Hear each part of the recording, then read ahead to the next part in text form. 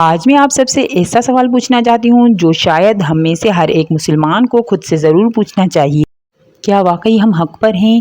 کربلا صرف ایک واقعہ نہیں ہے بلکہ تاریخ اسلام میں یہ سب سے بڑا حصہ ہے جس نے اسلام کو نئی زندگی دی، اور ہر دور کے انسان کے لیے یہ ایک آئینہ ہے۔ کربلا ہمیں یاد دلاتی ہے کہ حق کا راستہ آسان نہیں ہوتا لیکن اللہ کے نزدیک بہت قیمتی ضرور ہوتا ہے۔ حضرت امام حسین علیہ السلام نے کبھی بھی دنیا کے فائدے کے لیے نہیں بلکہ دین کی سربلندی، حق اور اللہ تعالیٰ کی رضا کے لیے اتنی عظیم قربانی دی جس کی وجہ سے ہمارا دین اسلام نئی زندگی پا کر آج تک زندہ ہے۔ امام حسین علیہ السلام کی زندگی نے ہمیں درس دیا ہے کہ ہر حال میں اللہ تعالیٰ کی اطاعت، انصاف اور حق کو ترجیح دینی چاہیے، اور اللہ تعالیٰ کی اطاعت ہر حال میں ہم پر لازم ہے۔ ذرا سوچیں، کیا ہم حق پر ہیں؟ آج ہم اپنے آپ سے یہ 5 سوال کر کے دیکھیں گے۔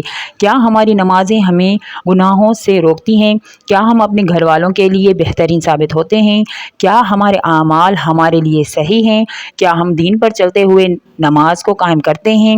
کیا ہم ناانصافی کے خلاف لڑتے ہیں؟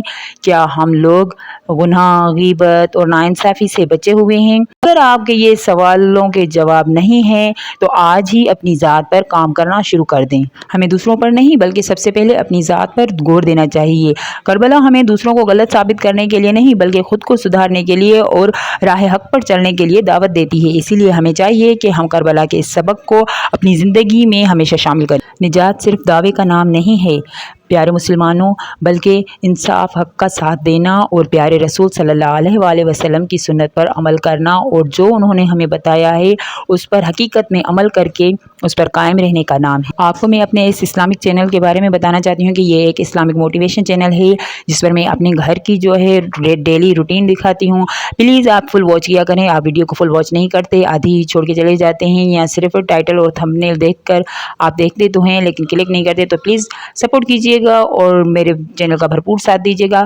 آپ جتنے بھی سبسکرائبر جڑے ہوئے ہیں آپ سب کا دل سے تھینکس۔ اگر آپ کو ویڈیو اچھی لگے تو پلیز کمنٹ دیجیے گا، اور ضرور آپ چینل کو سبسکرائب کریں، بیل آئیکن کو ضرور پریس کیجیے گا تاکہ آپ کو اس چینل کی تمام نوٹیفیکیشنز ملتی رہیں۔ Let's come to the point. جیسے کہ نواسہ رسول امام حسین علیہ السلام کی قربانی نے ہمیں یہ درس دیا کہ زندگی کو جیا کیسے جاتا ہے، کچھ بھی ہو جائے۔ امام حسین علیہ السلام نے یہ درس دیا ہے کہ ذلت کی زندگی سے عزت کی موت 1000 گنا بہتر ہے، اور امام حسین علیہ السلام نے یہ بھی ہمیں درس دیا ہے کہ اگر آپ کی جان جاتی ہے چلی جائیں، کبھی بھی نماز کو نہ چھوڑیں، حق کا ساتھ ہمیشہ دیں۔